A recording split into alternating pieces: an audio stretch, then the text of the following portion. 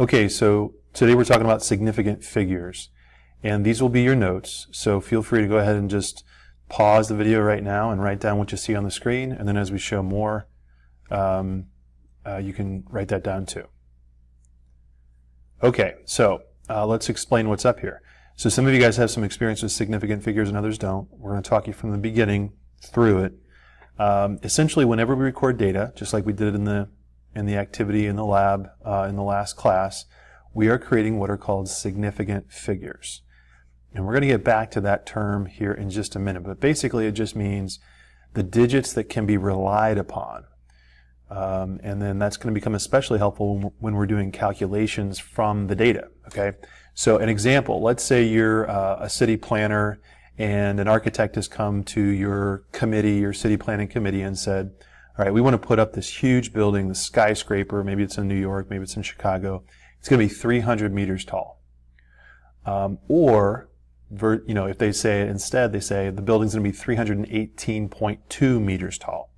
Now, most of you guys can probably figure out just through sort of intuition that that second number is a lot more precise, and therefore we can rely on it all the way down to, it looks like about the tenths place. Whereas the first one kind of looks like it's been rounded to the nearest hundred.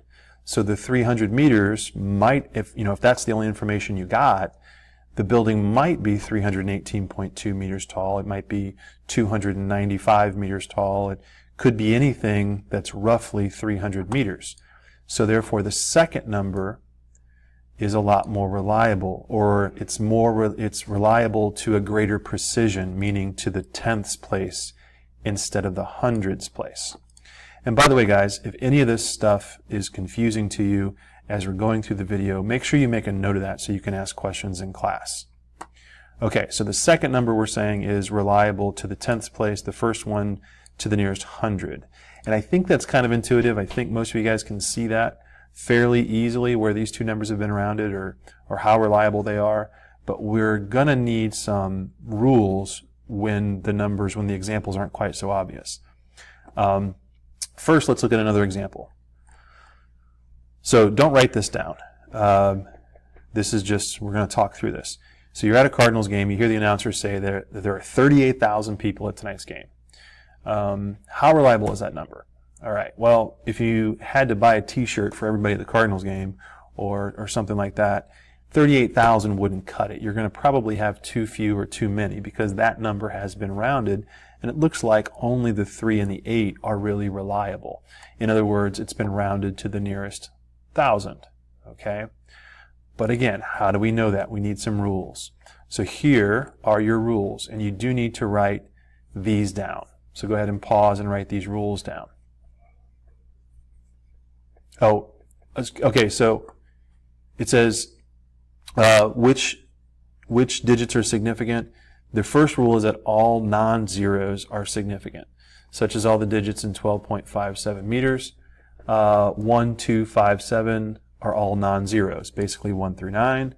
So those are all going to be significant figures. And all that means is when I look at the number, I can rely on all of these digits all the way down to, it looks like, the hundredths place. Okay? And I apologize, I left some space here to write in some more examples, but I don't have my iPad with me today, so that's just going to be blank space. So anyway, captive zeros are significant. So if we have a number like 200,000, 15 pounds, those zeros, so obviously, according to the first rule, the 2 and the 1 and the 5 are significant because they're non-zeros. But now, according to the second rule, the captive zeros are also significant. And all that means is they are zeros between non-zeros. Okay? So these are all significant figures. I can rely on all of these numbers. All right? And in this case, you could say that we have 6 significant figures, or you could simply say that this number is reliable all the way down to the ones place, which is where that 5 is sitting. All right. So if I, for some reason, needed to know that, let's say, a tanker ship was hauling 200,015 pounds of freight across the ocean, well, that's reliable to the nearest pound, so that's pretty accurate, or pretty precise, I should say.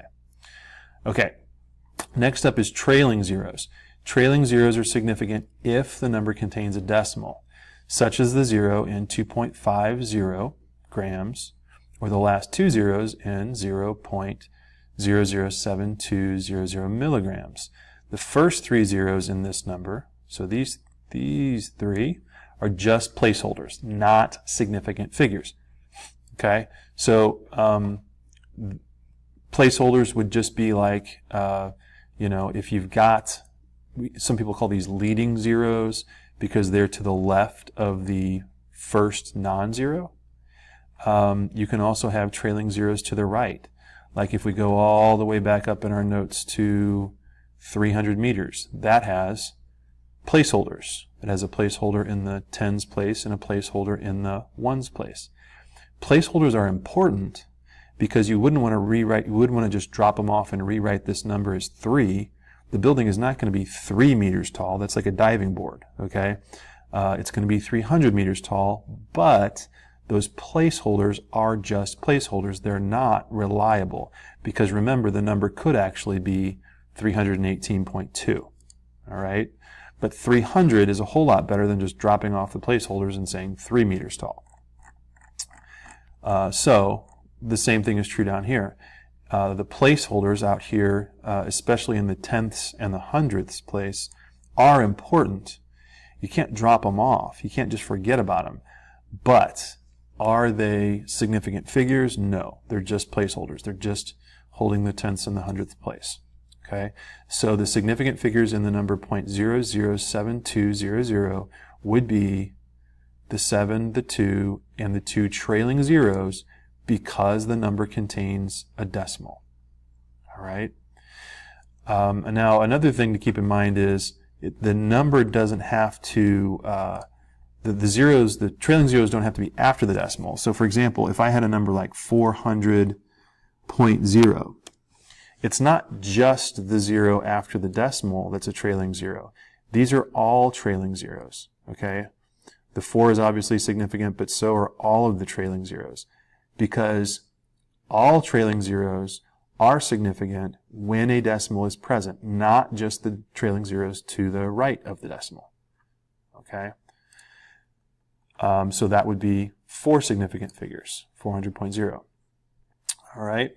So placeholders may also be trailing zeros if no decimal is present. I kind of mentioned this earlier with the 300 meter example. Another example would be the 38,000 people. Okay, if you just have 38,000 people with no decimal, those are trailing zeros, but because there's no decimal present in the number, they are not significant. You got to keep them there. You don't have 38 people at the Cardinals game. You have 38,000. But how reliable is the number? Well, it's reliable to the nearest 1,000 people. Or you could say, how many sig figs does it have? It has 2. Okay? All right, so what I want you to do is I want you to write down these numbers. And actually, we're going to get to the scientific notation later. So I'm going to actually just have you do these first 4 problems. And I just want you to pause the video after you write down the numbers, pause the video, write down the numbers, and underline, or if you want to, you can highlight the significant figures according to the 3 rules I just gave you. And then I'm going to go over them to see how you did. Okay, so let's talk about this first number, 107 miles. Definitely the 1 would be significant. Definitely the 7 would be significant because those are non-zeros. And then what about that 0 in the middle? Okay, it's between non-zeros, so it is a captive 0. So we have all 3 significant figures. Another way of saying this, besides, other than saying that this number has 3 sig figs or significant figures, is you could say it's reliable to the ones place because the last significant figure is in the ones place.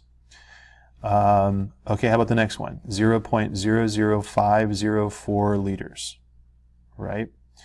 Are these guys trailing zeros? No. They are before the first non-zero, so they are just placeholders. So they are not significant. We're not going to erase them. They need to stay there as placeholders, but they're not considered significant figures. So the 5, the 4, and once again we do have a captive 0. Okay, so 3 significant figures. You could also say this number is reliable to the tenths, hundredths, thousandths, 10,000ths, 100,000ths place. All right. Okay, once again, definitely all non-zeros, the 1 and the 2 4s. How about that 0? It is a trailing 0, but there's no decimal in the number, so it is not significant. It's just a placeholder. Once again, it stays. We don't erase it, but it's not considered a sig fig. So this number has 3 significant figures, or you could say it's reliable to the nearest 10. Finally, we have 10.0450 grams.